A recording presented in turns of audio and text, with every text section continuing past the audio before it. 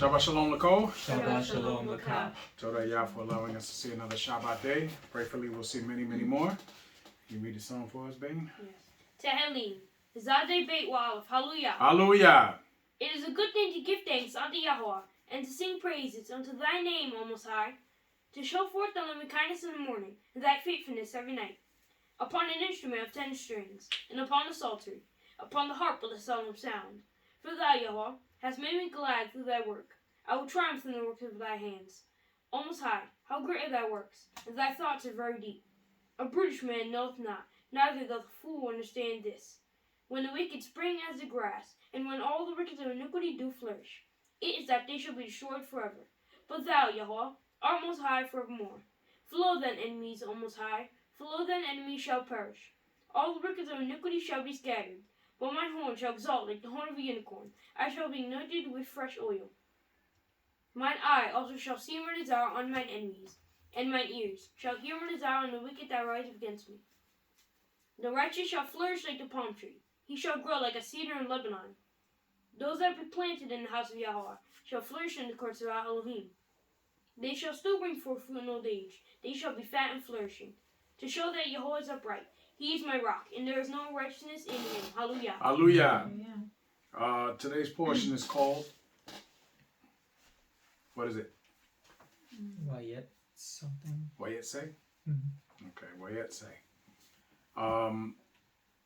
This is the beginning of the journey of our father Yaakov. Yes? Yes. Okay.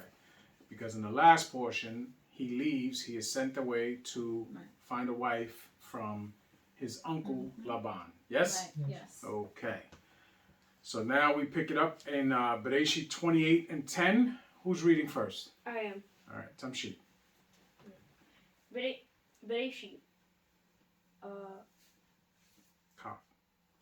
Kav. Ket. Yod Aleph. Hallelujah. Yod. Yod is 10. I know that's what I said. You Yod. said Yod. No, Yod Aleph is 11. Oh, So 10. Yod. Yod. Yod, yes. Yod. Oh, wait, we started 10. Oh, okay. Yes. Hallelujah. Hallelujah. Hallelujah. And Yaakov went out from Beersheba and went toward Haran. And he lighted upon a certain place and tarried there all night, because the sun was set. And he took all the stones of that place. He took what?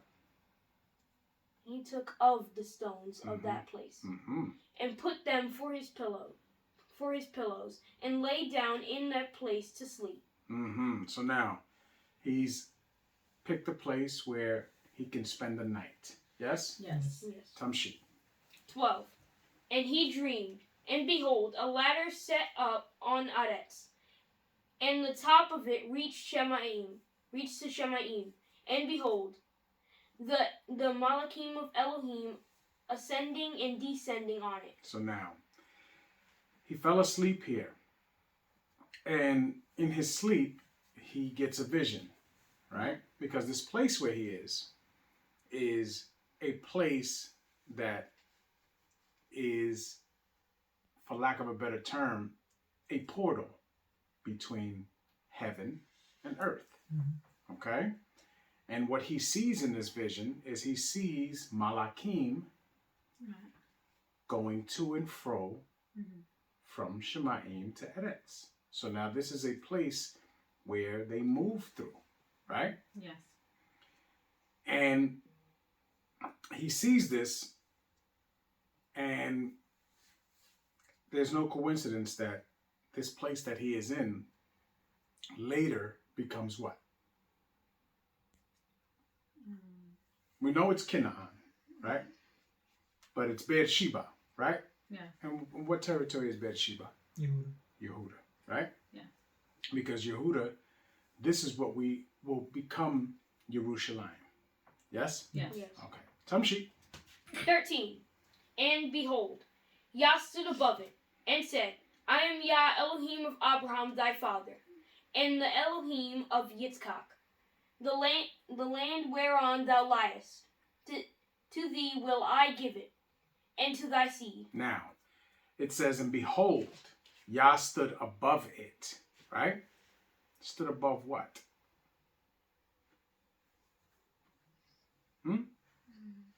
The ladder. The ladder, stood above the ladder, right? The ladder reached Shemaim, right? Mm-hmm. So Yah is above the heavens, yes? Yes. So now,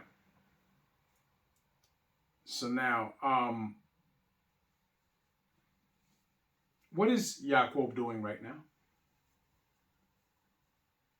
Well, he's sleeping. He's sleeping, Mm-hmm. yes? Yes.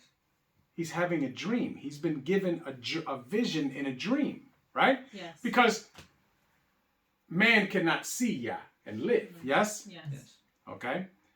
But he's having a dream that Yah is giving him this vision in a dream.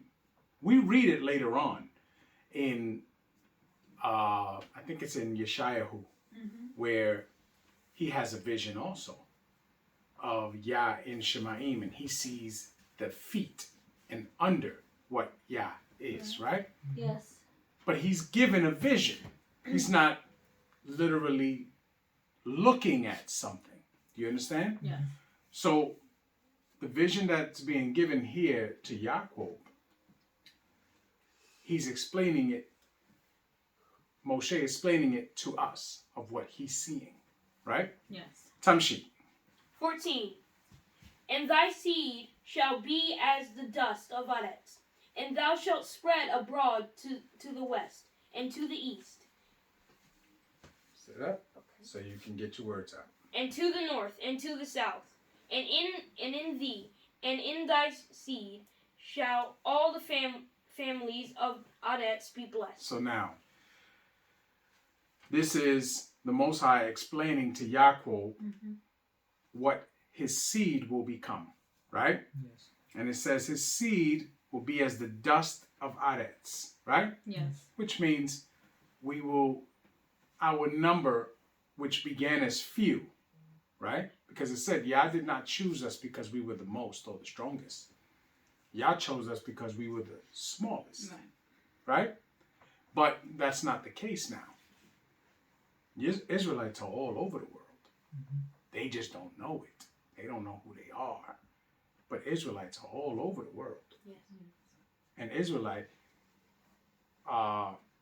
against popular ignorant belief, Israelite does not come in a color. Okay? Yeah. Israelite is a bloodline that can be traced all the way back to this man. Do you understand? Yes.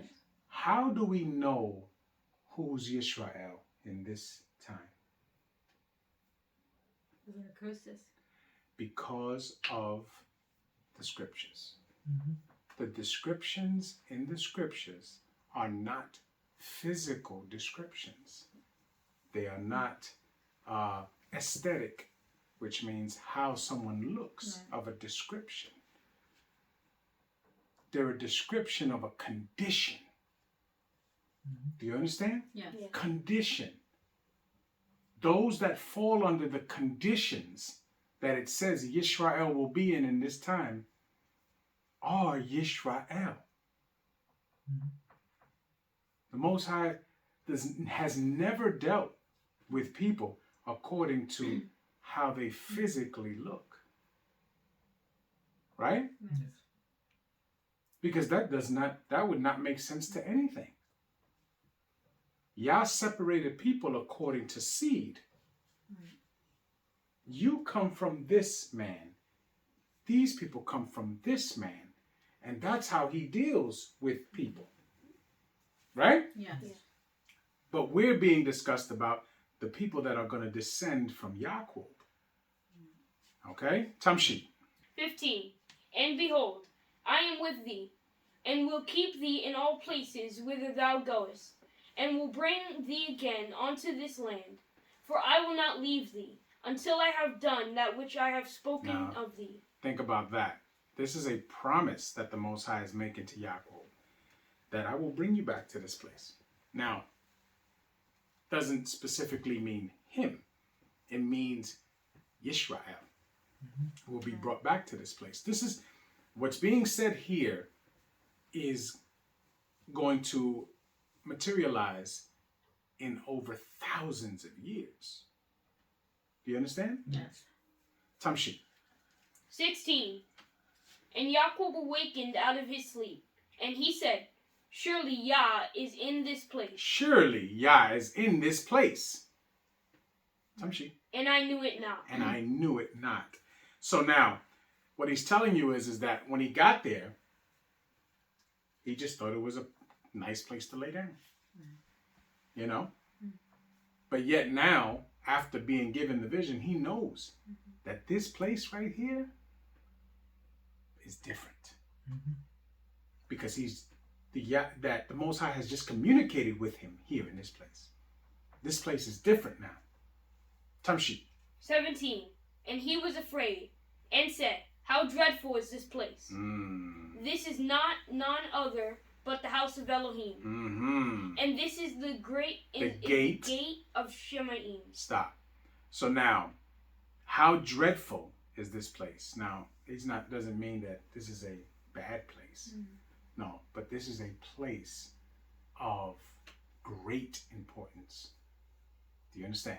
Yes. This is a place where the house of Elohim is. Now, actually, he names this place is actually not Yehuda. This place is actually Ephraim, because this is where he calls Beit El. Beit El is not in Yehuda. Okay? Because we know Jerusalem doesn't become the place of meeting until later on. But Ephraim is the place where this is. Okay? Tamshi. 18.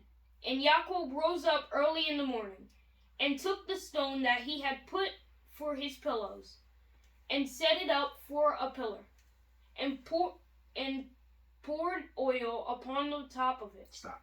Did you practice this? Yes. Okay, take your time. Okay. So now, what is he setting up? An altar. Yes. Yes. So he put the stones and stacked them on top of each other, and he poured oil on it. Yes. Yes. Why did he pour oil on it?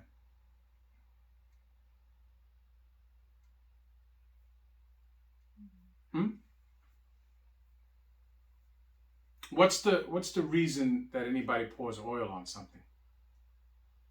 To sanctify it? No. But there's a word that you're not using, because that's not sanctifying it. What else is oil used for? To anoint. Anoint. That's it.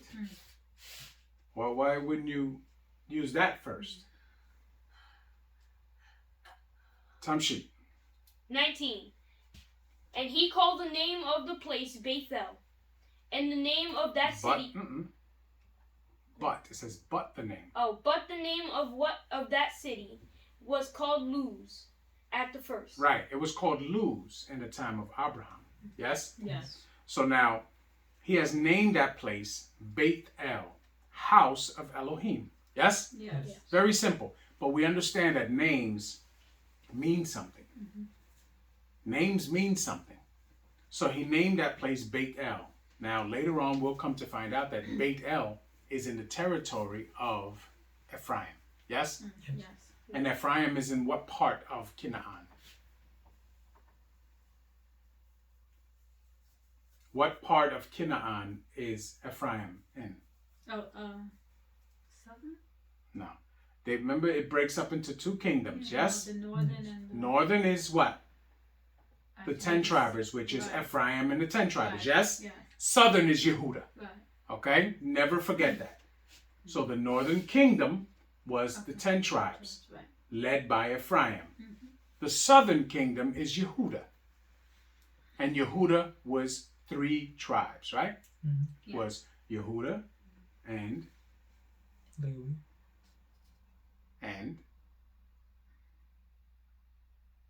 Benjamin. Benjamin. Yes? Yeah. We understand this? Yes. Yes. Okay. Tom Sheet. 20.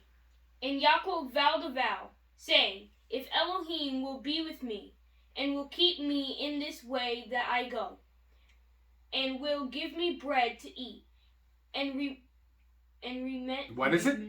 And raiment to put on. What is raiment? Like clothes. Clothing. Tom Sheet.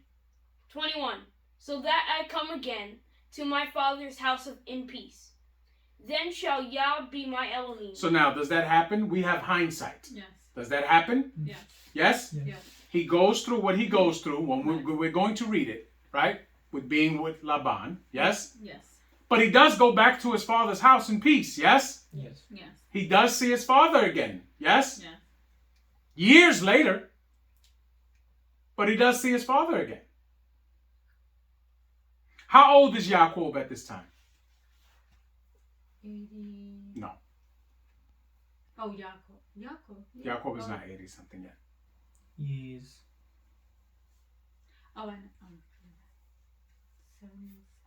Yeah, he's around there, around 77. Right. All right? So, in nowadays times, this is an old man, yes? Yes. But in their time, that's pretty much like what a 20-year-old is now, 25-year-old is now. Because their life expectancy was different than ours, especially these men, right? So now, his father lived to 180. His father was still alive at this time. His grandfather lived to 175. So there was nothing in his mind that would make him think that he's not going to live to be those ages, right? Yeah. So if, hypothetically, if he would have lived at least as long as his father, right? Yeah.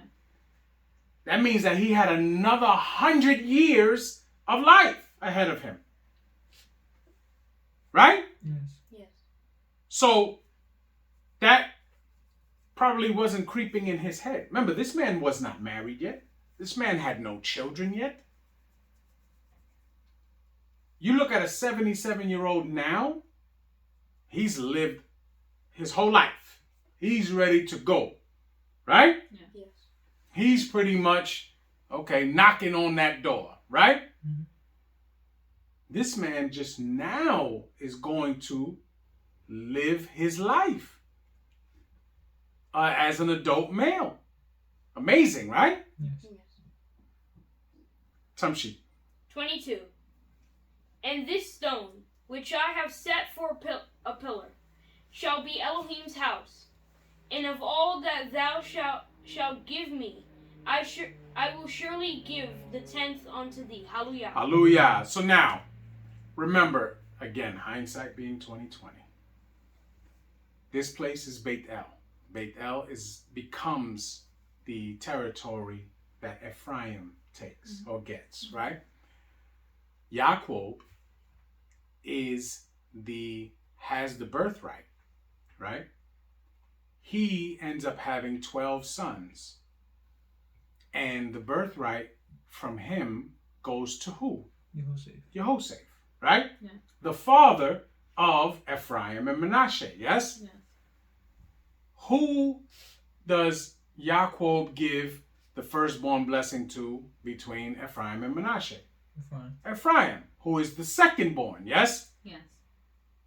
So this is not a coincidence that he ends up at Luz, gets his vision at Luz, realizes that Luz is, for lack of a better term, sacred ground, right?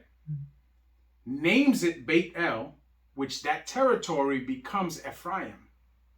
He gives the firstborn blessing to Ephraim. You understand? Yes. And as we see, after Moshe, who leads the people into the land? Yehosef. Yehoshua. And Yehoshua was from what tribe? Fine. Ephraim. Yes? Yes. He leads the people into the land, right? And then the next leader, or at least spiritual leader, or priest that we hear of is who? Shemuel. Shemuel. Yes? Right. And Shemuel was from what tribe? Ephraim. Ephraim. And he lived where? In Ephraim, yes? Yeah. And what was the place called that he lived? Where was he born?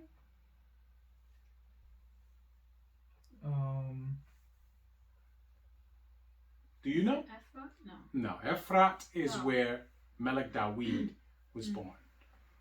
and it's also on the way toward where Raquel was buried. Yes? Yes. But Shemuel was born where? This is an open book test. You can look it up. It says Go it into the was- first chapter of Shemuel, I got it. in the first book of Shemuel, and you will know it. It says, This is something you don't have to guess. You can go right in the book and find it. If your memory doesn't serve you, you can always look it up. it says Mount Ephraim. Mm-hmm.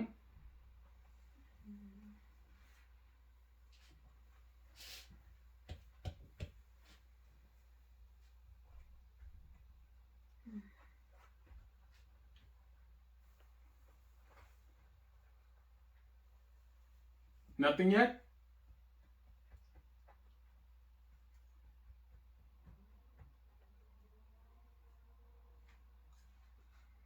It just says on the Mount Ephraim. No, don't do that. Just say I haven't found it It yet. says man. Just say I haven't found it yet.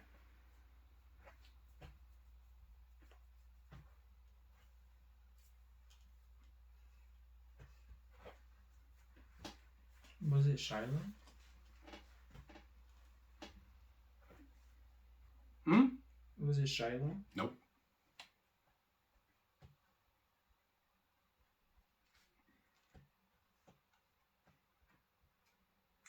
Verse 19.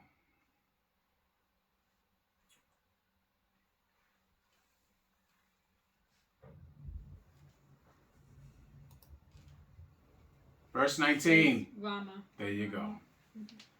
They lived in Ramah. Yes? He was born in Ramah. Yes? Yes. These are things that you should not forget. This is the house of Ephraim here. Do you understand that? Yes. Yes. All you children are Ephraimites. Yes? Yes. Because your father's an Ephraimite. Yes? So you should know where Shemuel was born.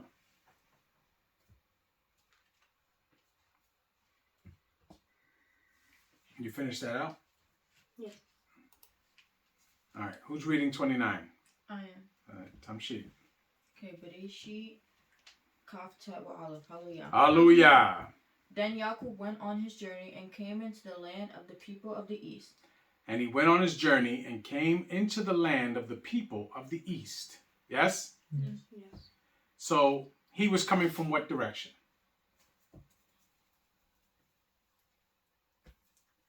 Any of the direction, I feel like, right? No, he was coming from a certain direction. He was coming from the west. Okay? He was coming from west and he was going east. Yes? Yes. Okay. So now, where did he live before? Where was Yitzchak living? And Canaan. Where though?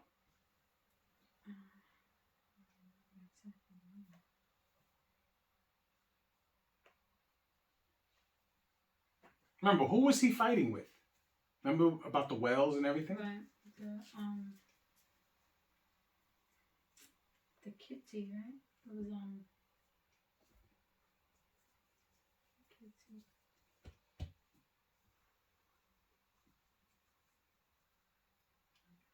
Was it the people of Ket? I think it was. Because that's where he got Machpelah. And No, Abraham got Machpelah, not him. I said Yitzchak. he doesn't live in the same place? Yeah, I understand that, but you said he got Machpelah. He did not get Machpelah. No, yeah, I'm talking about Abraham. All right, Abraham got Machpelah, but Yitzchak lived in the same area. Mhm. So now they're in the western part of Canaan, right? Which is probably the part that's before Yarden, okay?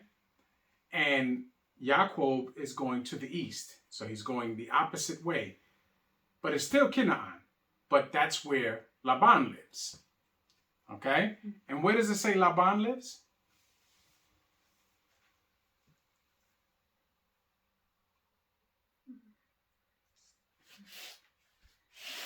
This should be very easy, right?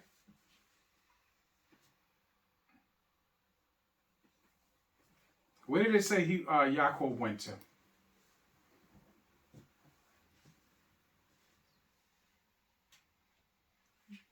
It said Yaakov went out from Beersheba, right? And he went towards what? You just read it. Haran. Haran. Yes? Oh, yes. So he was in Beersheba and he went to Haran, right? Yes. So now Beersheba becomes Jerusalem, right? He's traveling to the east, right? So, but the direction that he's going has to be northeast because he gets to Luz, right? Yes. So Luz is in what becomes Ephraim, yes? Because it becomes Bethel after he names it that, right? So he's going, Beersheba is here, right? Which is the southern part. So he's going north because they probably lived around the north area, right? So he's going northeast to Haran, right? So he goes through the territory of what becomes Ephraim, which is how he gets to Luz. But he's going to Haran, which is in the east, okay? Tamshi. 2. And he looked, and behold, a well in the field, and lo, there were 3 flocks of sheep lying by it. So now, it's always a well, right? There's always water. Tamshi. For out of that well they watered the flocks, and a great stone was upon the well's mouth. And thither were all the flocks gathered, and they rolled the stone from the well's mouth, and watered the sheep, and put the stone again upon the well's mouth in his place. Stop. So now, our father Abraham got his wife from the same house that he grew up in, right? Yes. Then his son, he sends Eliezer to go get him a wife from his people, right? Right. And he sends them to the house of his brother, right? Yeah. Yes. And the servant Eliezer finds the daughter coming to the well to water the flocks. Yes? Yes. So there's a trend here. Yes? They know where to go to find wives, right? Yeah. Why do you think they go to the wells?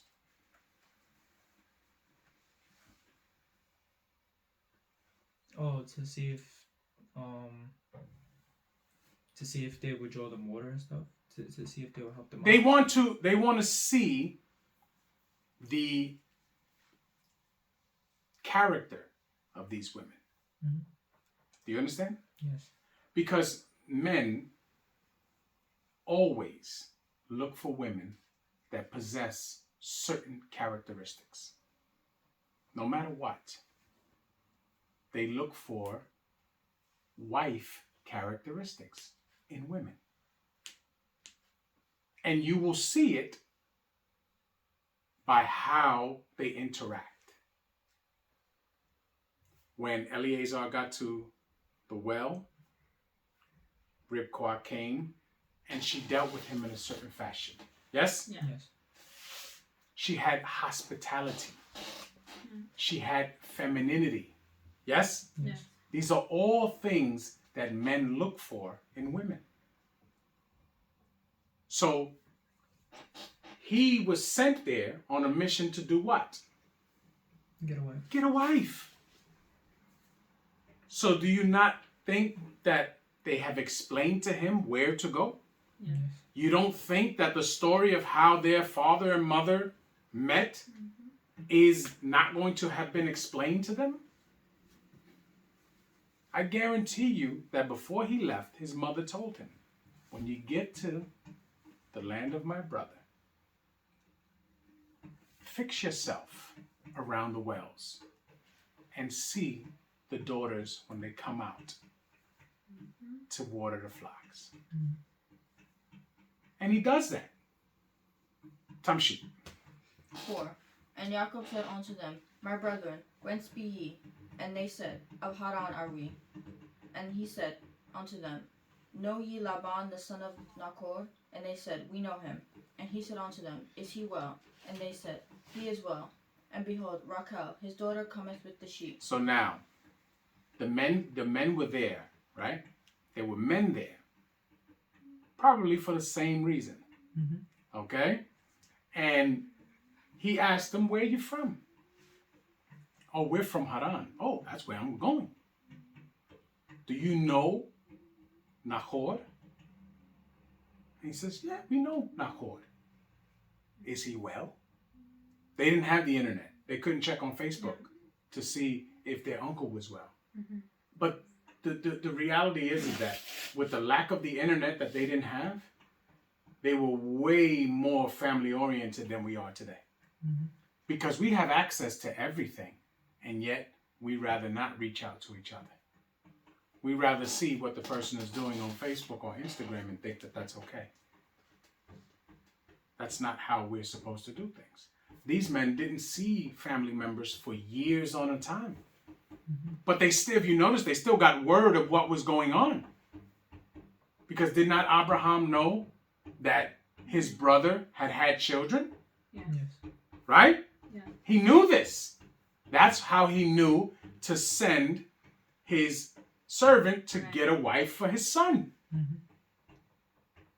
That's how Rivka knew that there were children over there for her son to marry. Right. They're getting messages. Just takes a long time. Do you understand? Yes. So he inquires of his uncle or his granduncle, right? And now Rachel, who is his cousin, right? Yes. She's coming to water the flocks of her father. Her father is Laban. Yes? Yes. Tamshi. 7. And he said, Lo, it is yet high day, neither is it time that the cattle should be gathered together. Water ye the sheep, and go, and feed them. Mm-hmm. And they said, We cannot, until all the flocks be gathered together, until they roll the stone from the well's mouth. Then we water the sheep. Mm-hmm. And while he yet spake with them, Rachel came with her father's sheep, for she kept them. Now, she kept the sheep. Would she normally do that? Why is she keeping the sheep? Because he has no sons. He has no sons. This man has no sons. Now, a lot of people don't like to hear this, okay? Some people believe it's a curse for men to have no sons. I may not go all that way, okay? But it is not a good situation, Mm-hmm. okay? This man, again, hindsight, us possessing hindsight, we know that something is off with this man. Do you understand? Yes. We can't say he's a wicked man. We can't say that. But what we can say is he's not all the way okay. Do you understand? Yes. Because we see how he deals with our father Jacob. Okay? And just upon meeting him, we see that he has no sons. Doesn't specifically tell you that. But if he had sons, his daughter would not be the shepherd of his sheep. He has to do what he has to do now because he has no sons. Mm-hmm. So the shepherd is going to be one of his daughters because that's not a normal job for a girl. So she's coming with the sheep to water the sheep. Tamshi. 10. And it came to pass, when Jacob saw Rachel, the daughter of Laban, his mother's brother, and the sheep of Laban, his mother's brother, that Jacob went near and rolled the stone from the well's mouth and watered the flock of Laban, his mother's brother. So now, he sees her, and he moves the stone. Now remember, there's a time frame there.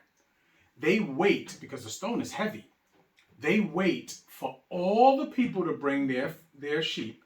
Then a few of the men come and they move the stone together so that they may take water for their sheep. They do it once so that you're not constantly trying to move that stone all the time.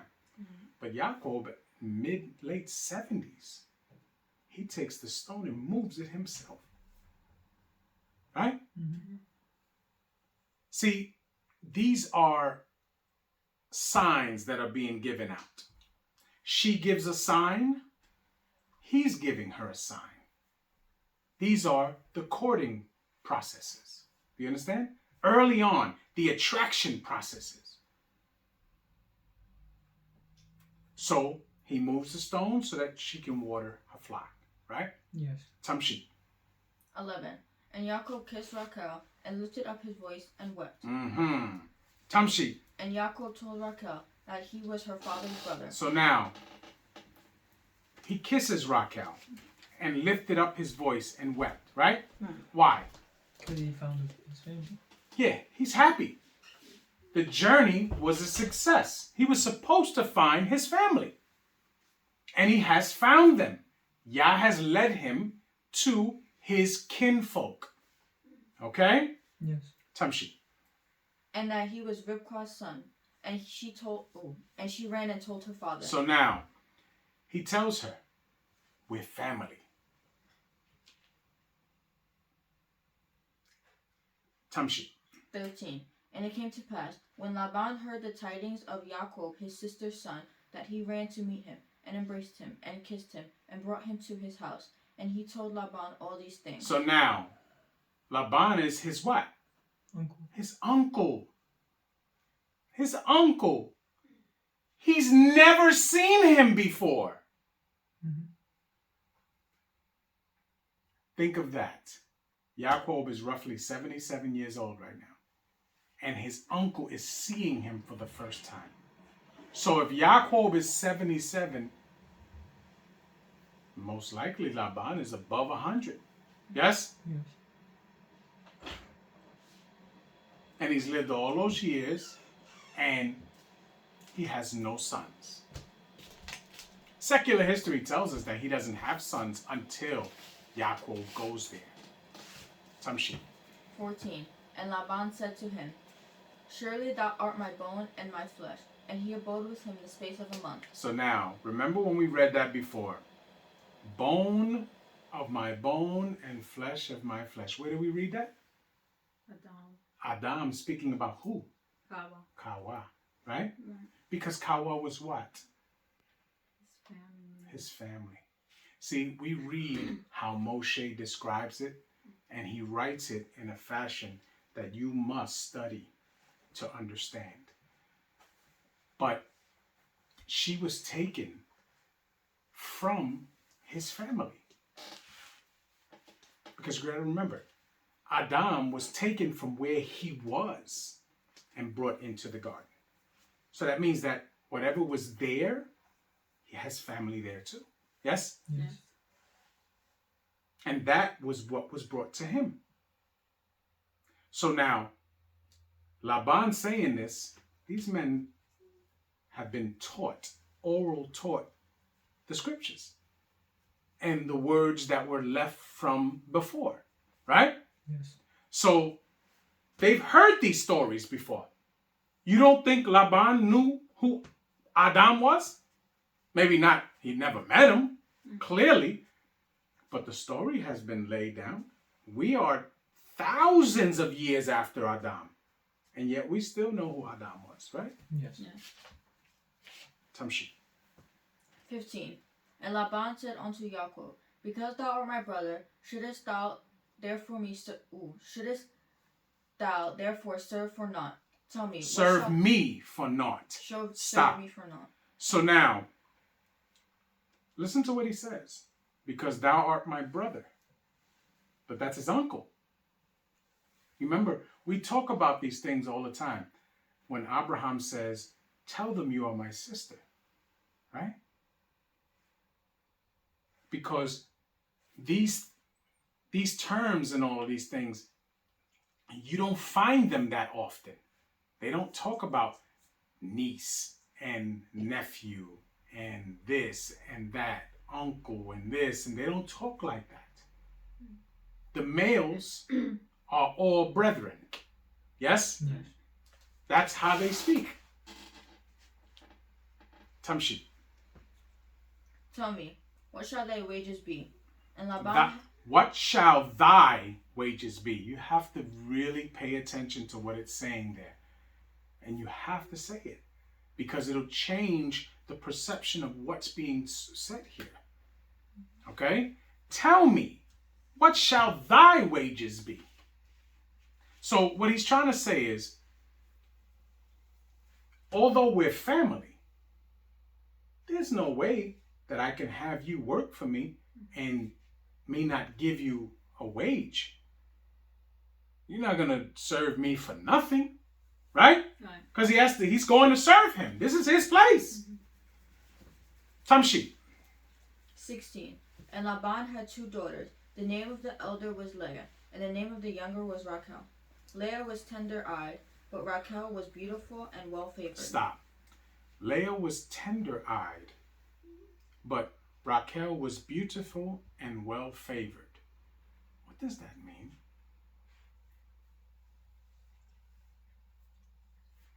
That Leah was shy, kind of shy, and I would believe that all the women of that time were not like the women of today, up in every man's face. Mm-hmm. Do you understand what I'm saying? Mm-hmm. So I tend to believe that it had to be more than that.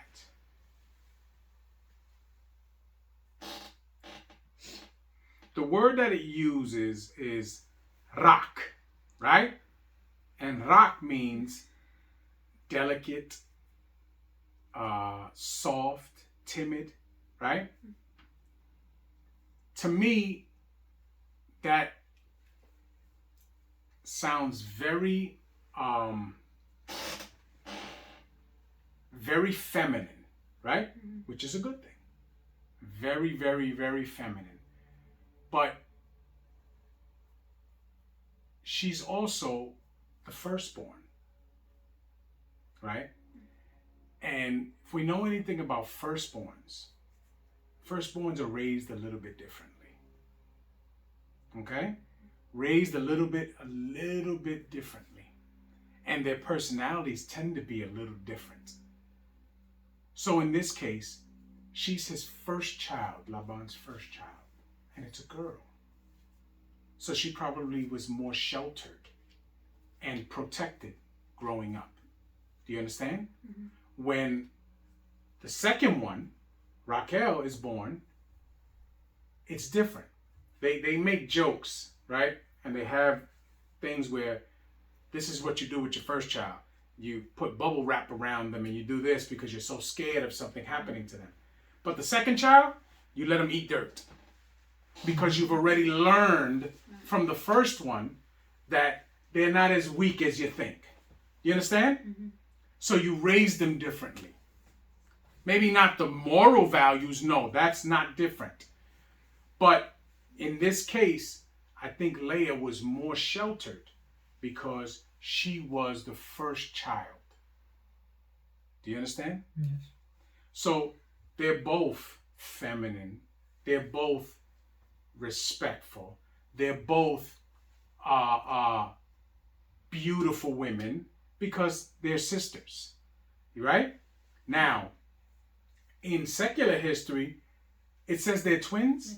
It says they're twins. That Right. Rachel was the first one born, right? No, Leah. Leah was the first one born. Tamshi. 18. And Jacob loved Rachel, and said, I will serve thee 7 years for Rachel, thy younger daughter. Stop. Now, you have to question, why is Rachel the one that's the shepherd? why wouldn't the older one be the shepherd? Right? Mhm. I don't know for sure, but could we be seeing that maybe there's a deeper story here?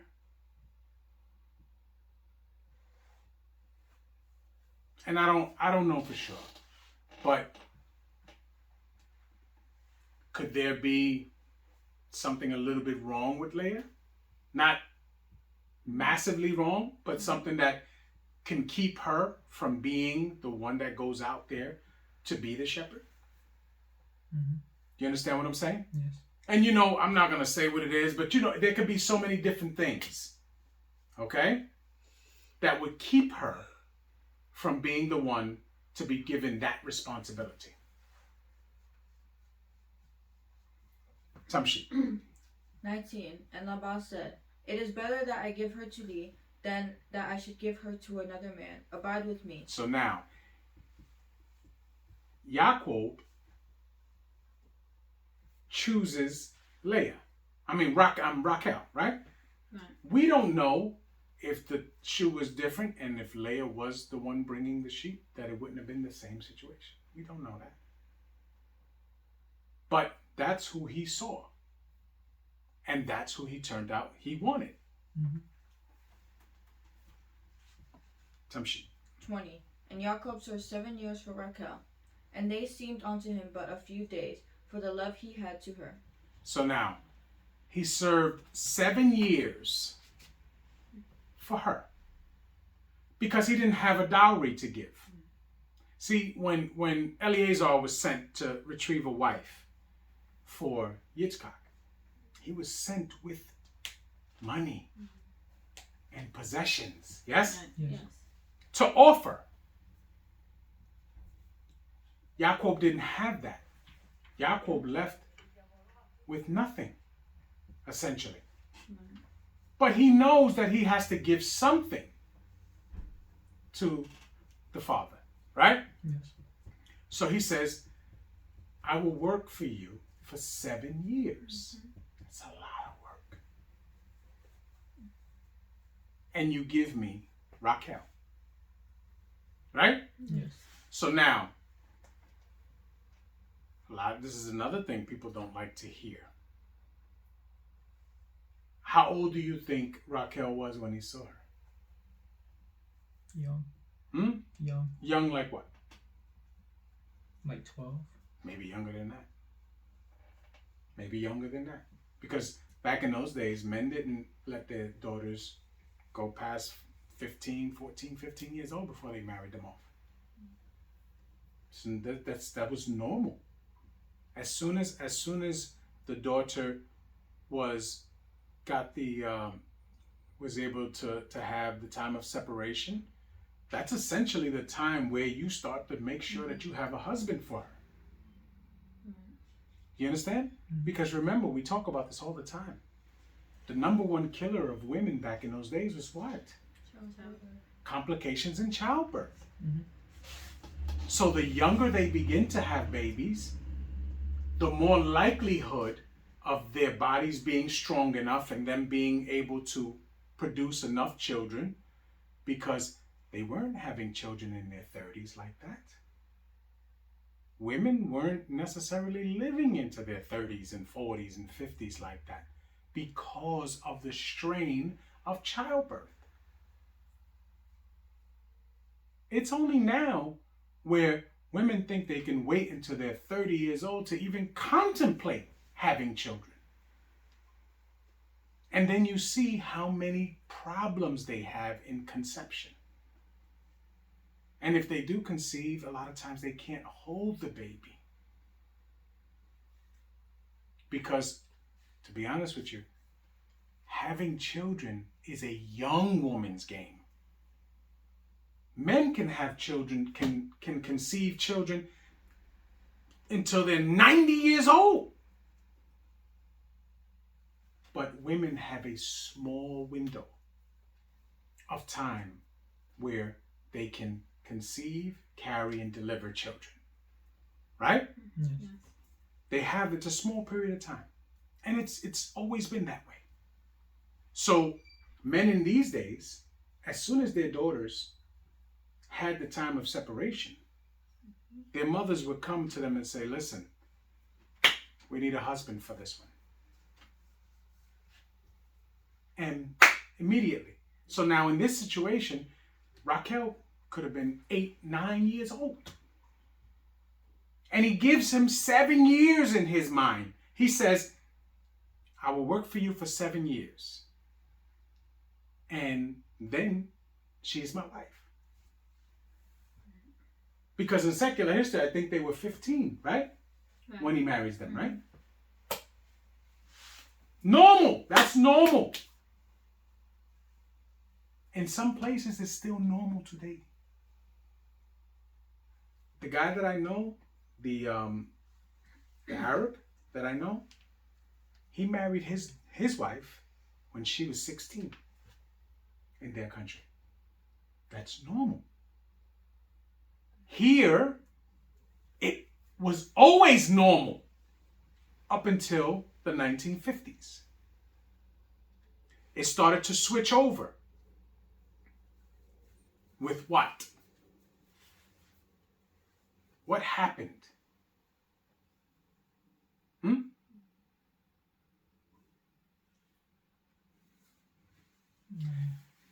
During the time of war, right? A lot of the women had to go from being in their houses to go get jobs, right? Because their husbands were at war, right? And that sparked what we know of as the feminist movement. Because after their husbands came back, their husbands expected them to go back to controlling the household and let them work, right? The men would go back to their jobs and the wives would go back into the household. But that's not what happened. What happened was they started to say, we are equal. When it never was equal. Men and women are not equal. Men and women are equally important. But they are clearly not equal. Do you understand? That doesn't make sense. So they figured, we don't want to go back in the house. That sparks the feminist movement. And then you get all the way to today, where men have become devalued and women prioritize everything else in their lives before being wives and mothers. Do you understand? Yes. My grandmother prioritized being a wife and a mother. And in 1929 and 20, wait, I don't know, when was she born? 19. Yeah. So in 1940s, when she got married, right? It was what she was her goal, to be a wife. She became a wife like 21 years old. And she had 14 children. They don't do that anymore. They don't do that anymore. Partly because they wait so late to get married, if they ever get married. You understand? Yes. Because it's much different to get married at 20 years old and start having children than it is to start at 30 or 35 and then try to have children. Because remember, at 35 begins geriatric pregnancy. So it becomes harder after that time. So if a woman now gets married at 30, if she has children, she may at the max have 2 between 30 and when it becomes harder after that. So now she's limited herself to 2 children and her husband to 2 children. When 40 years ago, before that, they would get married at 20, 21, 22 and could be able to have children up until 32. So you could have had 5 or 6 children. Now you got a big family. It's not like that anymore. Do you understand? Yeah. So the men of this time understood that there's a very short... The men and women understood what each's value was. Do you understand? Yes. Tamshi. 21. And Yaakov said unto Laban, Give me my wife, for my days are fulfilled, that I may go in unto her. So now, give me my wife after the 7 years. Why? Because it's time for me to try to conceive children with her. She is now old enough. Give me my wife. Tamshi. 22. And Laban gathered together all the men of the place and made a feast. And it came to pass in the evening that he took Leah his daughter and brought her to him, and he went in unto her. And Laban gave unto his daughter Leah Zilpah his maid for an handmaid. So now, he gathers all the men of the place and made a feast. Yes? Yeah. Mm-hmm. And it came to pass in the evening that he took Leah, his daughter, and brought her to Yaakov. Yes? Yeah. Yes. And he went in on to her, right? How could that happen? How could he not know? He was drunk. Probably partly, but I still don't believe that you would not know who you're laying down with. And then they were supposed to be twins, so they looked. I still don't believe that either. What else could it be?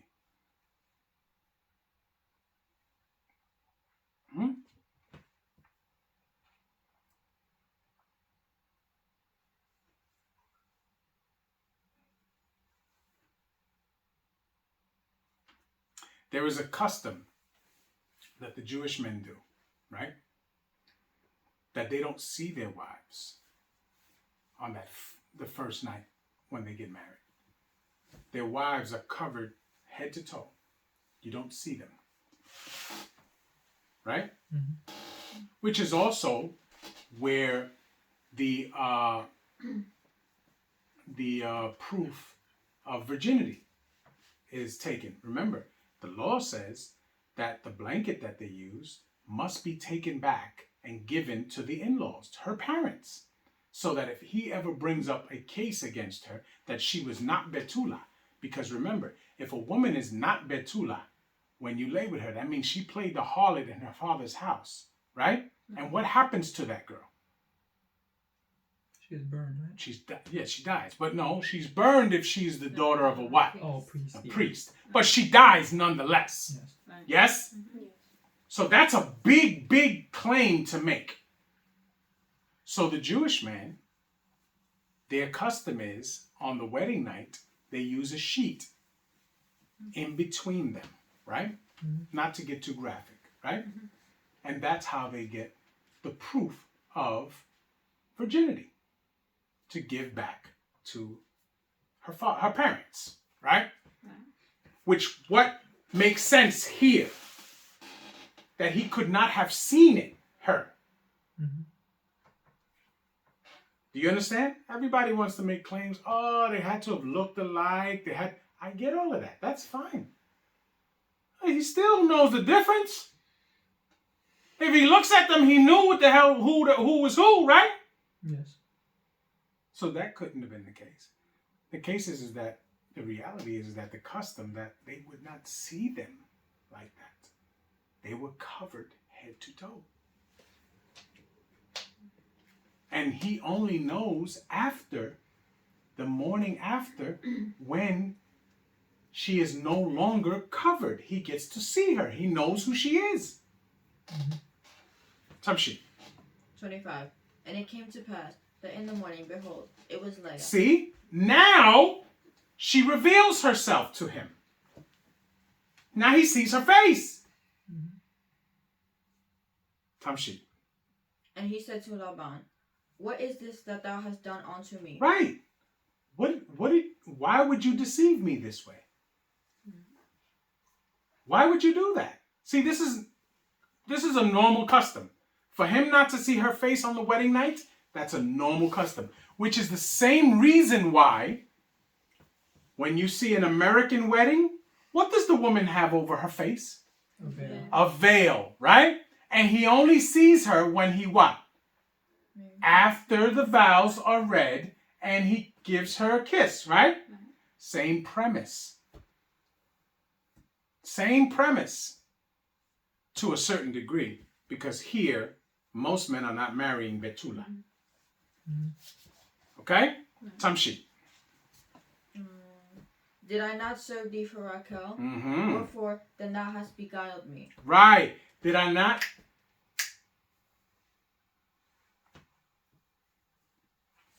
Did I not serve thee for Raquel? Did we not make an agreement? Right. Do you understand? Right. Yes.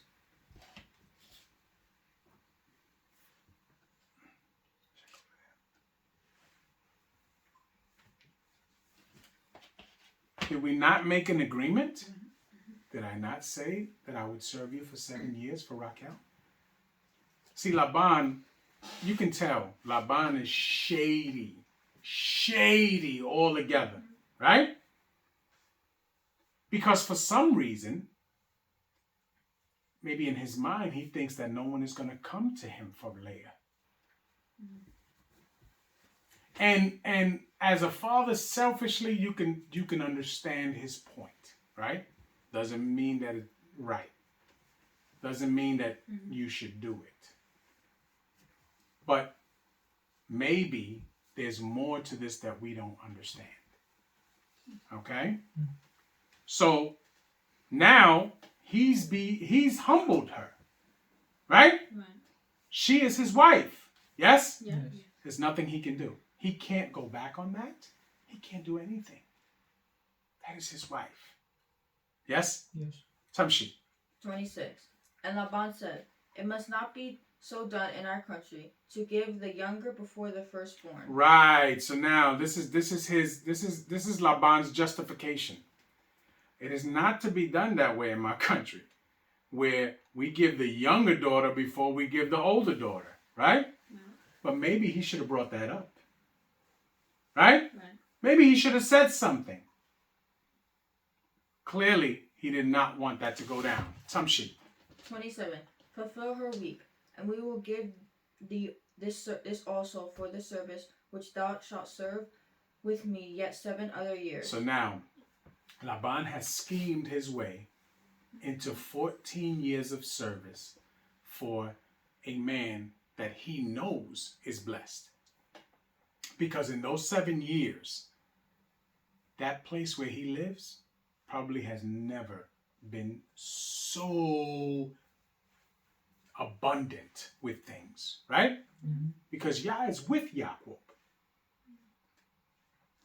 So he gets 7 more years of service out of him. He tells him, fulfill her week, right? Right.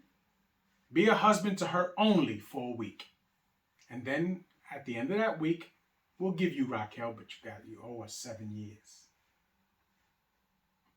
You owe us 7 more years because you got 2 daughters. I can't give you 2 daughters for the price of 1, right? Yes. We're not running a discount shop here. That's what he's saying. So now he schemed him out of 7 more years of gaining in his area. Tamshi. 28. And Yaakov did so, and fulfilled her week. And he gave him Raquel, his daughter, to wife also. And Laban gave to Raquel, his daughter, Bilhah, his handmaid, to be her maid. So now they leave his possession, right, to become Yaakov's possession, but they don't leave by themselves. He gives them something. He gives them a servant. Yes? Yes. Yeah. Tamshi. And he went in also unto Raquel. And he loved Raquel also more than Leah. Mm-hmm. And he served with him 7 other years. So now it says he loved also Raquel more than Leah. So does that mean that he does not love Leah? No, he loves her. Right. See, this is the thing that people tend to forget or that don't understand. Love is a product of duty and responsibility. Right? He did not. It never says that love is what makes a marriage. That's not what that says. Right? Because even in the beginning, when it says, when the Most High is talking to Kawa, right? And says about the conception and the problems and this and that, and your urges shall be to your husband, and he shall what? Rule over you. Rule over you, right? But we know that doesn't mean rule. We know it means, and he shall judge you. Yes? Yes. Where in that statement does it says you will love your husband? Does it say you will love your husband? No, it says that your urges shall be towards your husband, right?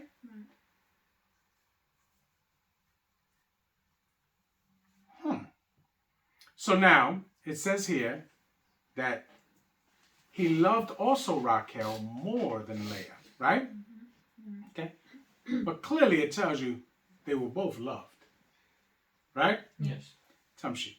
31. And when Yah saw that Leah was hated, he opened her womb, but Raquel was barren. So now, when Yah saw Leah was hated, who was she hated by? Walk The out. sister. Clearly not by him. Because it never says, it says that he loved her more, but it doesn't say that he hated her. She was hated by her sister. Because remember, all these years, she thinks at the end of 7 years, I'm going to get my husband, right? That's not what happened. Her sister was given to him. Now she's mad at her father. She's mad at Yaakov, even though he had nothing to do with it. She hates her sister. Which is why later on the law tells us, do not marry sisters. The only way you can marry the sister of your wife is if your wife passes away. Do you understand? Yes. Tamshi. 32. And Leah conceived, and bare a son, and she called his name Reuben. For she said, surely Yah hath looked upon my affliction. Now therefore my husband will love me. Now therefore my husband will love me. That makes you think that he's the one who hated her. When clearly that's not the case. See, what you're hearing is what? Her thoughts, right? Her insecurities. You're hearing her insecurities. Women have never changed from the beginning of time. But what are her urges? To her husband. To her husband. No way around it. She has insecurities. She has issues. She has all of these things that are valid points. But her urges are to her husband. Yes? Yes. Tamshi. And she conceived again, and bare a son, and said, because Yah hath heard that I was hated, he hath therefore given me this son also. And she called his name Shimon. And she conceived again, and bare a son, and said, now this time will my husband be joined unto me, because I have borne him 3 sons. Therefore was his name called Lewi. Now,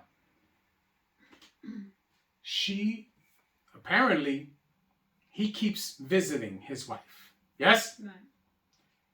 But in her mind, he loves my sister. Right? That's in her mind. We never hear Yaakov say any of that. Ever. We don't ever hear anything. Because he does not think as a woman thinks.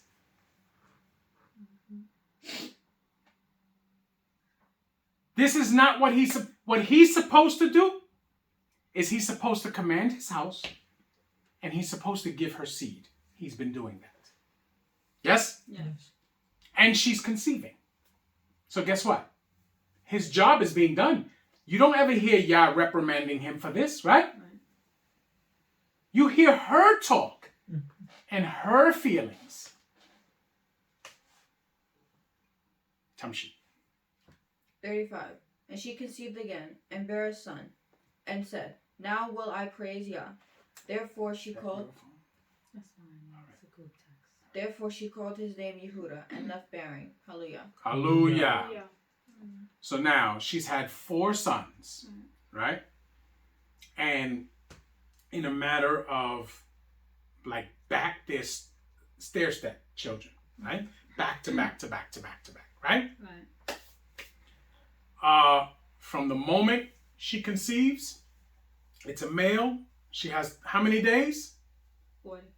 40 days. Then he can visit her again, and she can possibly conceive again, right? Right. So now, if you got 10 months, right? And after the 10 months, you got 40 days. So how much is that?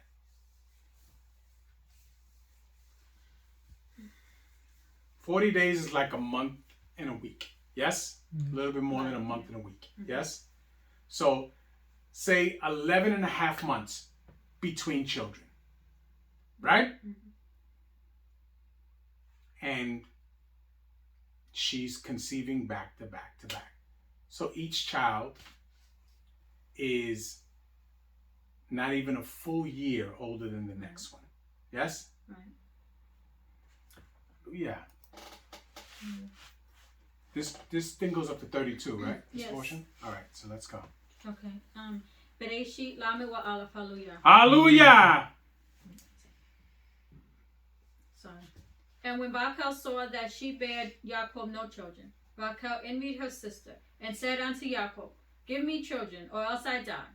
Now, remember what I've told you, right? This is the answer that we are not given, per se. If you're not paying attention, then you may think that it's Jacob who hated Leah. But here it tells you, Rachel did what to her sister? Envied. Envied. Remember what we talk about, right? Because jealousy is an emotion of righteousness. Envy is an emotion of wickedness. Because envy is the equivalent of what? Covetedness. Yeah. Jealousy is a feeling of possession. This belongs to me. I'm not going to let you take anything that belongs to me. Mm-hmm. Do you understand? Right. That's why Yah says he is jealous. A jealous Elohim. You're not going to take Yah's possession. You're not going to take Yah's possession. Mm-hmm. Just like when it says a man is jealous for his wife. There's nothing evil in that. That is a form of love. Mm-hmm. That is your possession. Now, if it turns out to be true that she was committing adultery, her act is the evil act. Yours wasn't. Clearly yours wasn't. Tamshit. 2. And Jacob's anger was kindled against Rachel. And he said, Am I in Elohim's stead, who have withheld from thee the fruit of thy womb? Mm-hmm. And she said, Behold, my maid Bilhah, go in unto her, and she shall bear upon my knee. Stop. You don't think she heard the stories of Sarah and Hagar? Yes? Yes. Because clearly we understand that they understood what happened before. This was nothing new to them. So now, Jacob just did what to Rachel?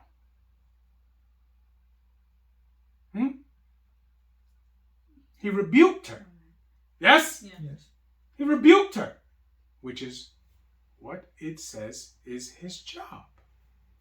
Yes? Yeah. Yes. Her urges are to be to him, and he is to judge her. Yes? Yeah.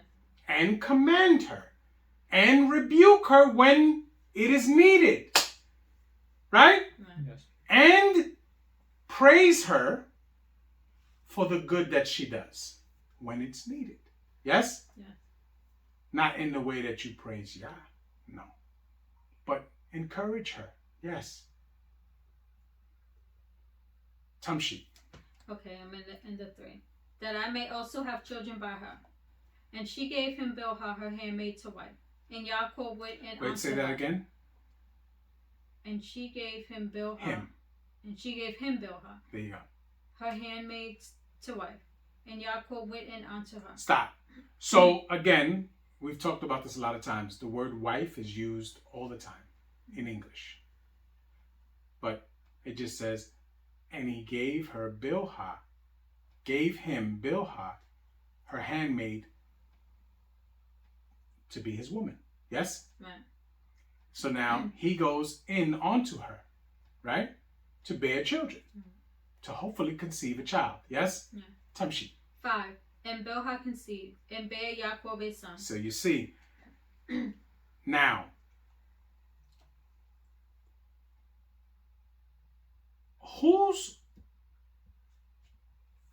I don't want to use the word fault. But who has the issue in conceiving here? Okay. It's the only one that could. Because remember,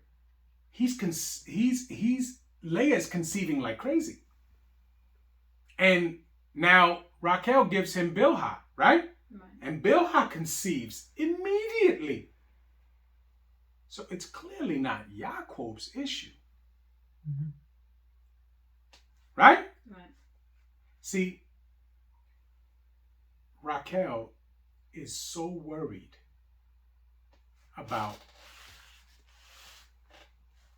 her not being the first wife that she is stopping her conceptions. Do you understand? Right. Yes. She is stopping her conceptions because her spirit and her emotions are not in the right place. Tamshi. 6. And Raquel said, Elohim have judged me, and have also heard my voice, and have given me a son. So now Elohim have judged me, right? She clearly realizes that something is going on, that I'm off a little bit here. Tamshi. And have given me a son. Therefore called she his name Dan. 7. And Bilhah, Rachel's maid, conceived again, and bare Yaakov a second son. Mm-hmm. And Rachel said, With great wrestling have I wrestled with my sister, and I have prevailed. And she called his name Naphtali. When Leah saw that she had left bearing, she took Zilpah her maid, and gave her Yaakov to wife. So now, these two sisters are now in battle. Mm-hmm. So when Bilhah started to conceive, Leah felt away. And she stopped conceiving. Do you see how this is all intertwined into their rivalry? Mm-hmm. Tamshi. 10. And Zilpah, Leah's maid, bare Yaakov a son. Mm-hmm. And Leah said, A troop cometh. And she called his name Gad. And Zilpah, Leah's maid, bare Yaakov a second son. And Leah said, Happy am I, for the daughters will call me blessed. And she called his name Asher. 14. And Reuben went in the days of the wheat harvest, and found mandrakes in the field, and brought them unto his mother Leah. Then Rachel said to Leah, Give me, I pray thee, of thy son's mandrakes. Mm-hmm. And she said unto her, Is it a small matter that thou hast taken away my husband? And wouldest thou take away? Doesn't say away. Taken my husband, right? And wouldest thou also take away my son's mandrakes also? Stop. Do you hear her speech? Mm-hmm. This is not a new thing. These are women that were taught their place. And yet her emotions are making her speak as if Yaakov is her possession. Yes? Yes. Women talk like this today. my husband, right? Mhm. You trying to take my husband? He's not your possession. You are his possession. That's why the law never says if a man take another woman who is not spoken for by another man and is not another man's wife, it is not adultery. Because he does not belong to the wife that he currently has. But yet, if she goes out and lays with another man, that is adultery. Because she is the possession of another man. Mm-hmm. Do we understand? Yes. Yes? Yes.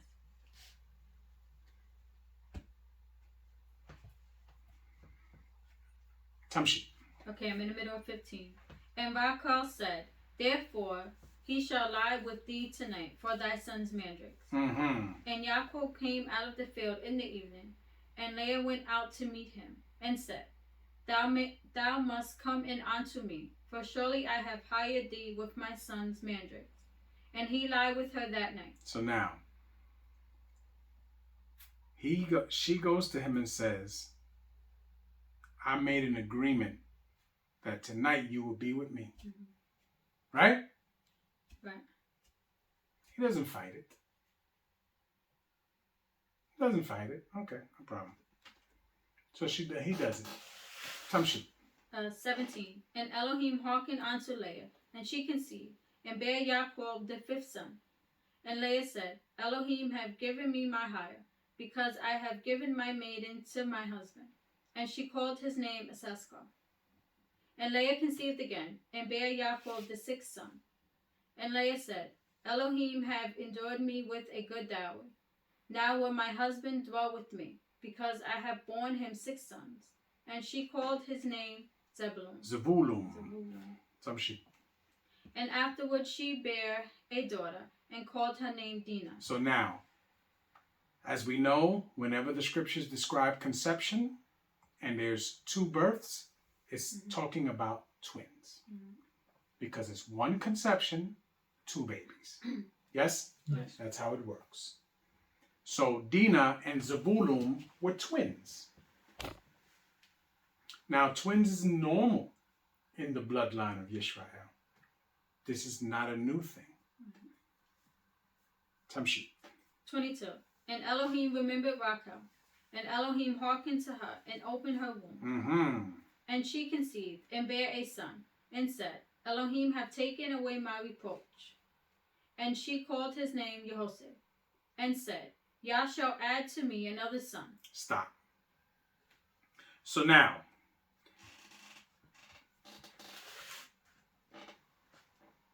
in these 7 years, remember, because he worked 7 years, he was given Leah. Then a week later, he was given Rachel. So he still had 7 years to work. In those 7 years, he's had all these 12 children. In 7 years, he's had all these 12 children, and only 1 set were twins. Can you understand that? Mm-hmm. Because all 11 sons so far, up to Yehosef, were born in those 7 years. The only one that's born after is Benjamin. And he's born on the travel after. So Benjamin is at least 6 years younger than Yehosef. Mm-hmm. Yes? Yes. Tamshi. 25. And it came to pass, when Rachel had borne Yehosef, that Jacob said unto Laban, Send me away, that I may go unto my own place, and to my country. Right. Listen, the 14 years are up. I'm done. I'm done. I fulfilled my promise to you. I've done everything that I was supposed to do. You've gained. I've gained. It's time for us to separate. I need to go back to my land. I can't serve you forever. Mm-hmm. Tamshi. 26. Give me my wives and my children. My sons. My sons, It for says. whom I have served thee. And let me go, for thou knowest my service which I have done thee. And Laban said unto him, I pray thee, if I have found favor in thine eyes, tarry, For I have learned by experience that Yah hath blessed me for thy sake. And he said, Appoint me thy wages, and I will give it. And he said unto him, Thou knowest how I have served thee, and how thy cattle was with me. For it was a little which thou hadst before I came, and now it is now increased unto So a now, multitude. Before he got there, he didn't have much. As we know, he didn't even have sons. But since he's been there, in 14 years, Laban has been conceiving and having sons with his wife or wives. Tamshi. Okay. And Yah hath blessed thee since my coming. And now when shall I provide for my own house also? And he said, What shall I give thee? And Jacob said, Thou shalt not give me anything. If thou wilt do this thing for me, I will again feed and keep thy flock. I will pass through all thy flock today, removing from thence all the speckled and spotted cattle, and all the brown cattle among the sheep, and the spotted and speckled among the goats. And of such shall be my hire. So now he's telling him, I will take all the ones that are not considered unblemished. I mean, yeah. All the ones that are blemished, I will take them. I will give you all of the ones that are perfect. Just let me get the ones that are blemished. Tamshi. 33. So shall my righteousness answer for me in time to come, when it shall come from my hire before thy face. Everyone that is not speckled and spotted among the goats, and brown among the sheep, that shall be counted stolen with me. And Laban said, Behold, I would it might be according to thy word. And he removed that day that the he goats and that were ring straight and spotted, and all the she goats that was speckled and spotted. So now, look at what Laban is doing. Laban is what they call stacking the deck on his side. This dude is not a what you would call a morally correct individual, for lack of a better term. He's stacking the deck now.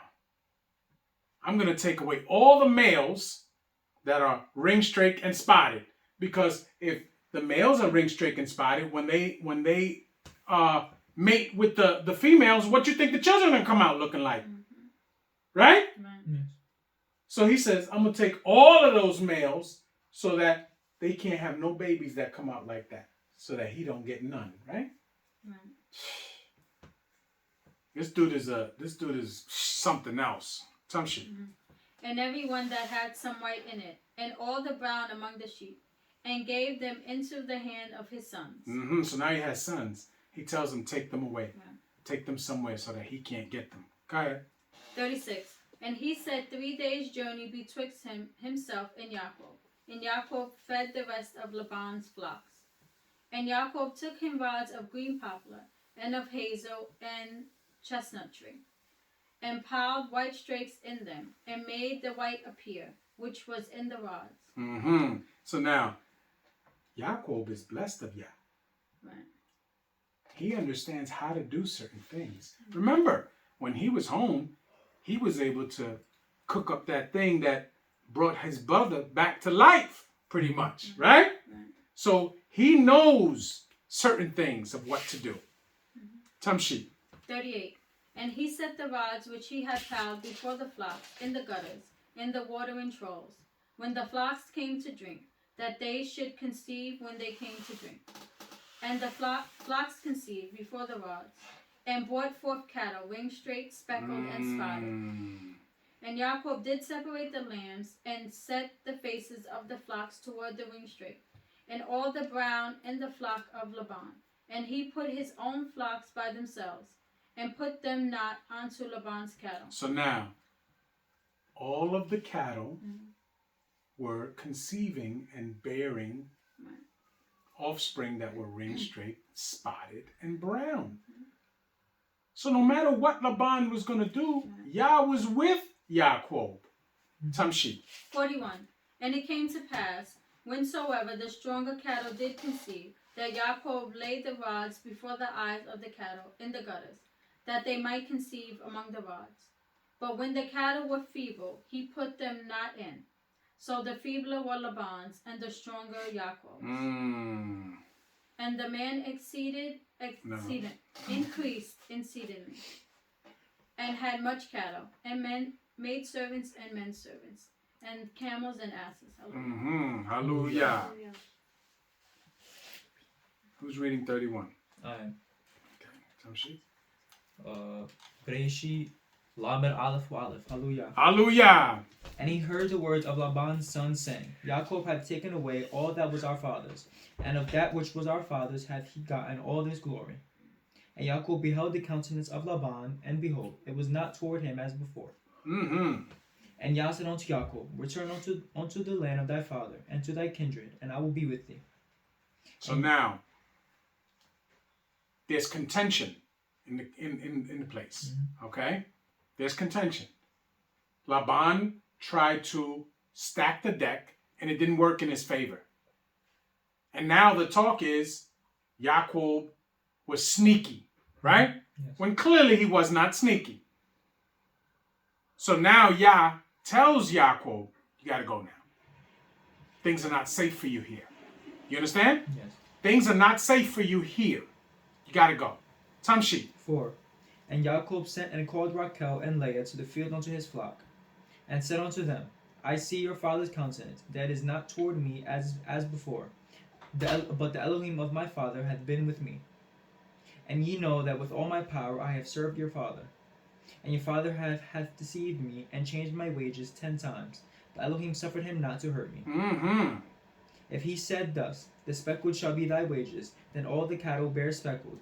And if he said thus, the ringstreak shall be thy hire, then bear all the cattle ringstreak. So now, what he's telling them is, I worked for your father in righteousness, and your father didn't deal with me the same way. Okay? He broke his word numerous times. Yes? Yes. We see that. Numerous times he broke his word. And he said, but Yah is with me.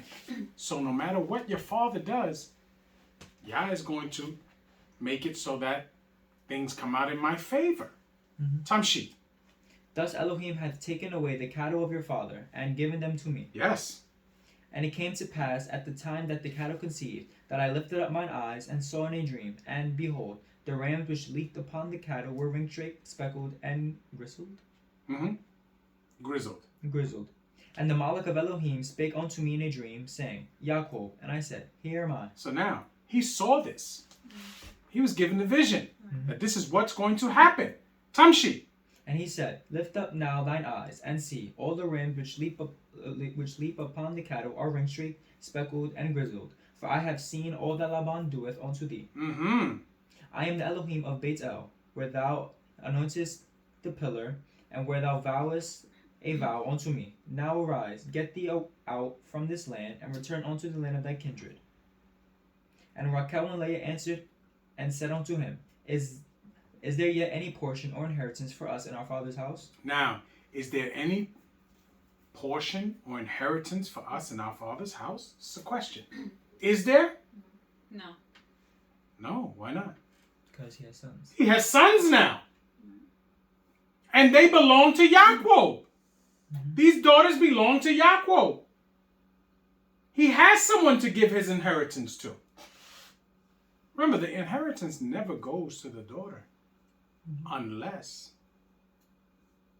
the father only has daughters. And it's only for a time period, right? Because she must marry within her tribe so that those men can take that possession. Right? Yes. See, in this country, the wealthy families, they still understand that. Because the wealthy families that only have daughter heirs, they're very involved in who they marry. Because they understand that whoever they marry takes control of those inheritances. They don't want that to go to the wrong people or the wrong families, right? Yes. They're not stupid. This is the only heir and it's a daughter? You think I'm going to allow whatever she falls for to take control of my family wealth? Mhm. They're not going to allow that.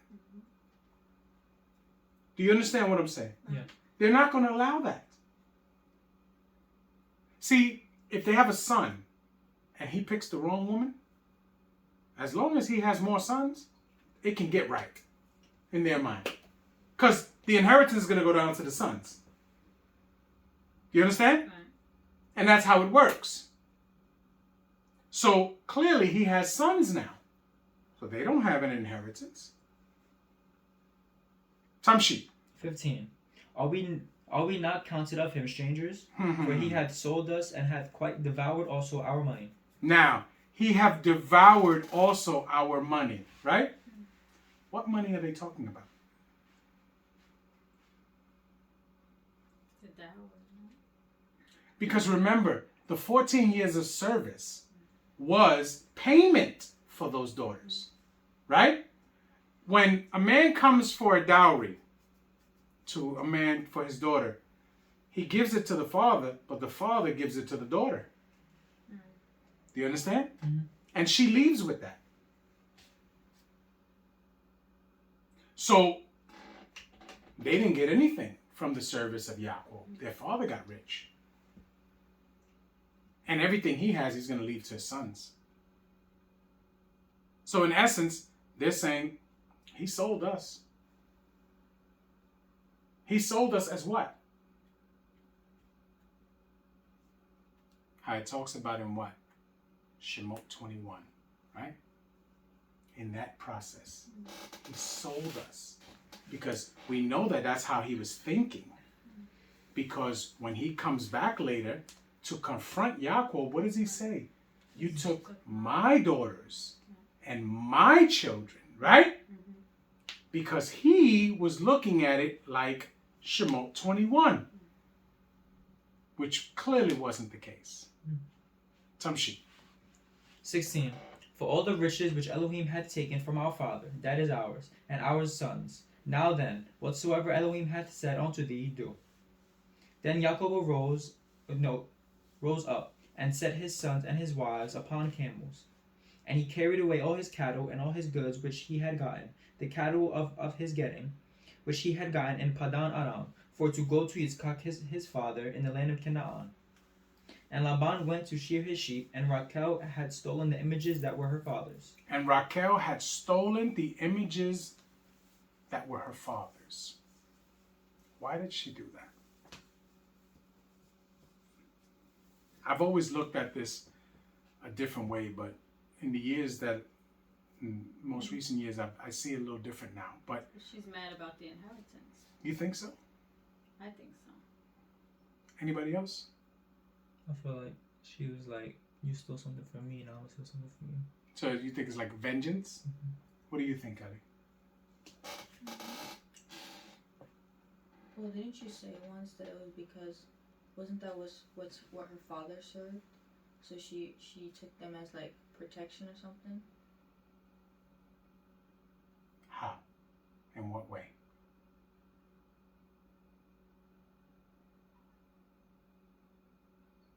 I don't know. She thought it would. Maybe she thought they would protect her. Protect her? No. Remember, her husband serves the true and living Elohim. That's their protection. Mhm. But why did she take his idols? It is protection, but not the way you're saying it. Maybe for him. For who? Laban. She took his idols so that he can't use them to hurt her husband. Because who do you think he goes to when he wants to do harm to somebody? Mm-hmm. Do you understand? That's what he deals with. So in her mind, if I take the idols, he can't hurt my husband for leaving. Do you understand? Yes. Yes? Yes. Do you see it, kind of? No. Only because then why would she why does she get cursed? and died, giving birth to No. Because when he came to look for the item, Right. the idols, Jacob said, whoever stole them, they die. Whatever. That has nothing to do with the reason why she took them. That has to do with the consequence of having taken them. The thought process of why she took them wasn't so that I can later on get cursed and die for it. Right? That wasn't the process. No, I understand that, but my thing is, why would that curse go on her if she took them because she was protecting her husband? The curse went on her because Jacob said out of his mouth, whoever you find with those things shall die, right? He did not know that she had that. Remember, the fact that she took them is wrong. Period. No way around it. But the reason why she took them is what we're dealing with. The reason why she took them is because she knows that that was her father's power. And if I take that, what she perceives as giving her father power, he can't hurt my husband and us because we're leaving. Do you understand? Tamshi. 20. And Jacob stole away unawares to Laban the Syrian, and that he told him not that he fled. Right. So he fled with all that he had, and he rose up and passed over the river, and set his face toward the Mount Gilead. And it was told Laban on the third day that Jacob was fled. And what river did he cross?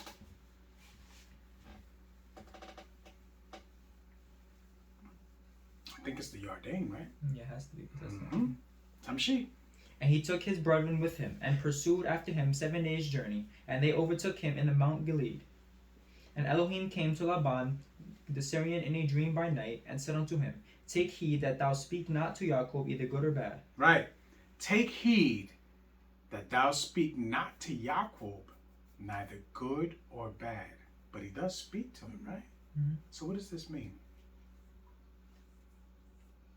You try to curse him?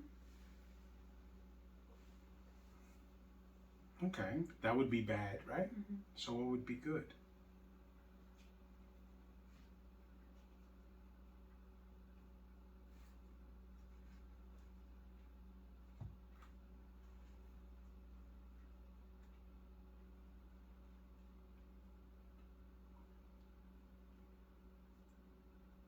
I don't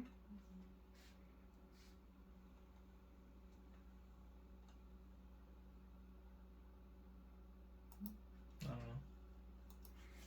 Let's take a look at it.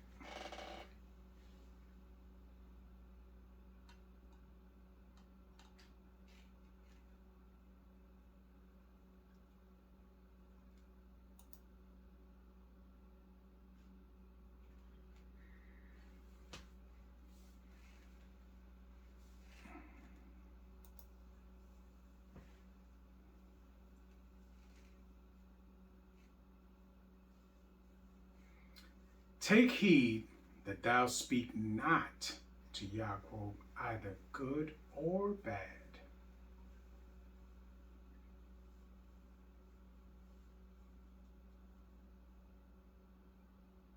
Because he does speak to him.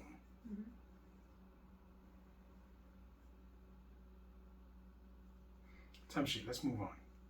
25. Then Laban overtook Jacob. Now Jacob had pitched his tent in the mount, and Laban with his brethren pitched in the Mount Gilead of Gilead. And Laban said to Jacob, What hast thou done, that thou hast stole away unawares to me, and carried away my daughters as captives taken with the sword?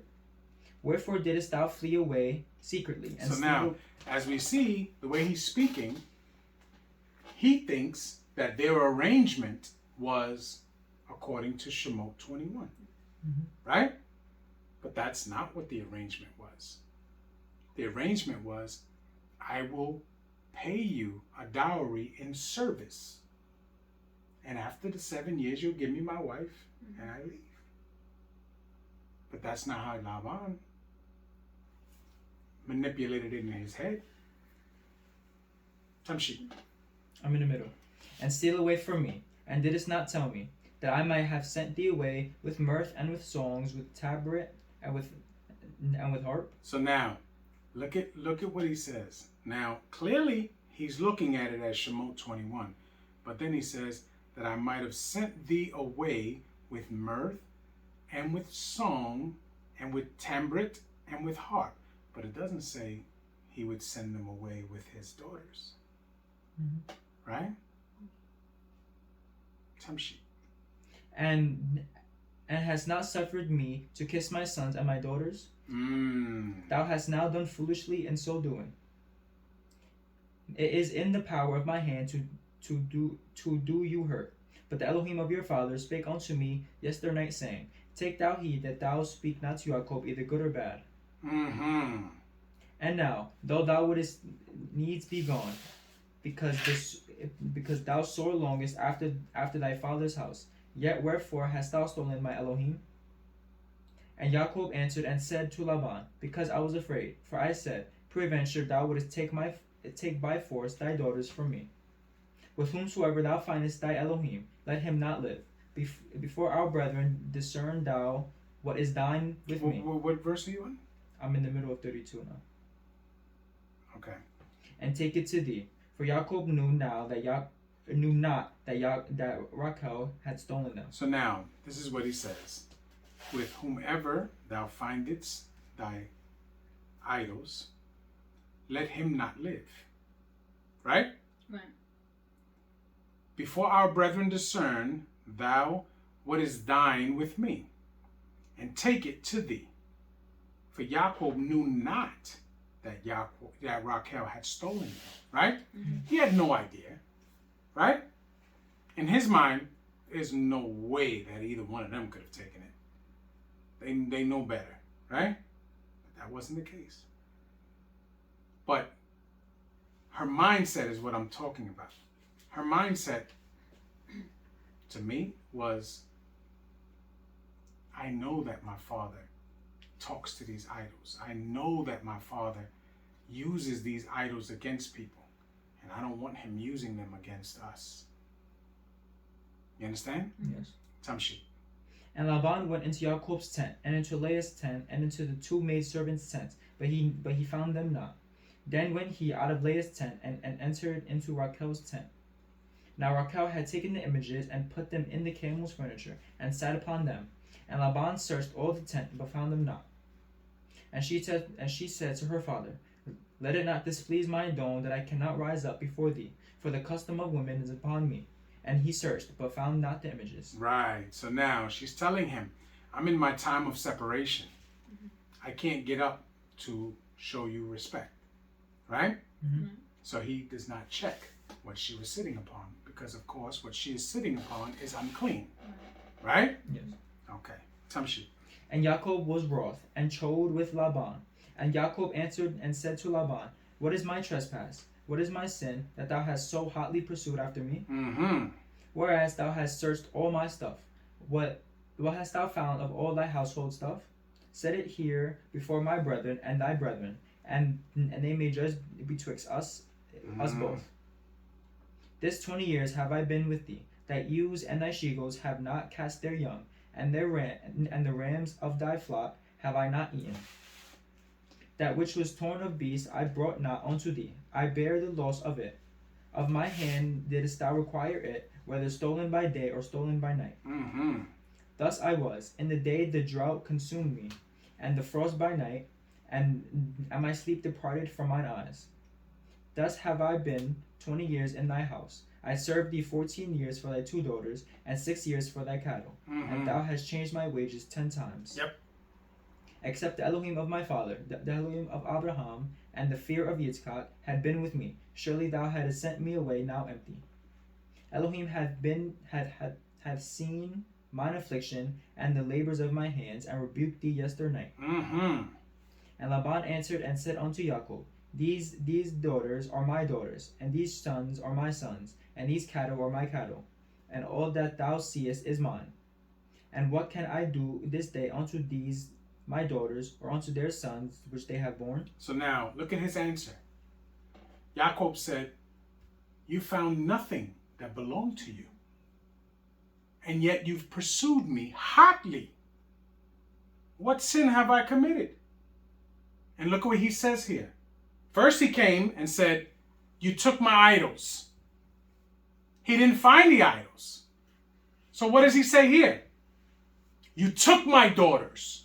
You took my sons. And you took my cattle. None of that belonged to him. Mm-hmm. Do you see? Right now he's what they call grasping at straws. Tamshi. 44. Now therefore come thou, let us make a covenant, I and thou, and let it be for a witness between me and thee. Now he's trying to save face in front of his men. Mm-hmm. Do you understand? Mm-hmm. Because clearly he has no truth to stand on. Yes. You've taken my daughters and my sons and my cattle. When clearly he worked for his daughters. Those children are his. Mm-hmm. The cattle are ring straight, striped, spotted, and brown. All which what he said he would take. Tamshi. And Jacob took a stone and set it up for a pillar. And Jacob said unto his brethren, gather stones, and they took stones, and made an heap, and they did eat there upon the heap. And Laban called it Yagad Sadatua, but Jacob called it Galid. And Laban said, this heap is a witness between me and thee this day. Therefore was the name of it called Galid. And Mizpah, for he said, Yah, watch between me and thee, when we are absent one from another. If thou shalt afflict my daughters, or if thou shalt take other wives beside my daughters, no man is with us. See, Elohim is witness between me and thee. It says, or if thou shalt take wives besides my daughters, right? Mm-hmm. No man is with us, right? What is he saying to him? He's telling him that you can't get rid of my daughters. They're going to be your wives forever until they're gone, right? That's what he's telling him. You're bound by this. This is what I'm telling you. Tamshi. 51. And Laban said to Jacob, behold this heap, and behold this pillar, which I have cast betwixt me and thee. This heap be witness, and this pillar be witness, that I will not pass over this heap to thee, and thou shalt not pass over this heap and this pillar unto me for harm. The Elohim of Abraham and the Elohim of Nachor, the Elohim of their father, judge betwixt us. And Jacob sware by the fear of his father Yitzchak. Then Jacob offered sacrifice upon the mount, and called his brethren to eat bread. And they did eat, and tarried all night in the mount. And early in the morning Laban rose up, and kissed his sons and his daughters, and blessed them. And Laban departed, and returned unto his place. Hallelujah. Hallelujah.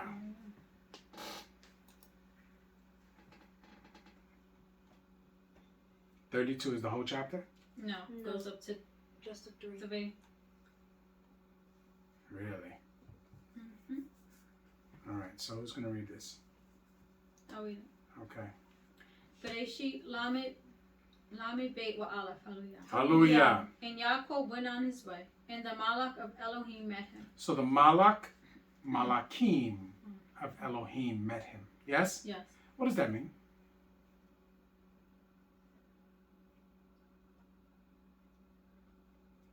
There's something going on. Okay? Because now there's an army there of Malakim. Mm-hmm. And they meet Yaakov, right? To do what? Protect him. Yeah. Mm-hmm. And to inform him of why they're protecting him. Tamshi. 2. And when Yaakov saw them, he said, this is Elohim's host. And he called the name of the place Ma-Kanamim. And Yaakov sent messengers before him to Esau his brother, unto the land of Seir, the country of Edom. Hallelujah. Hallelujah. So now, Yaakov sent these Malakim to go talk to Esau. Right? Yeah. So now, Yaakov can see the Malakim.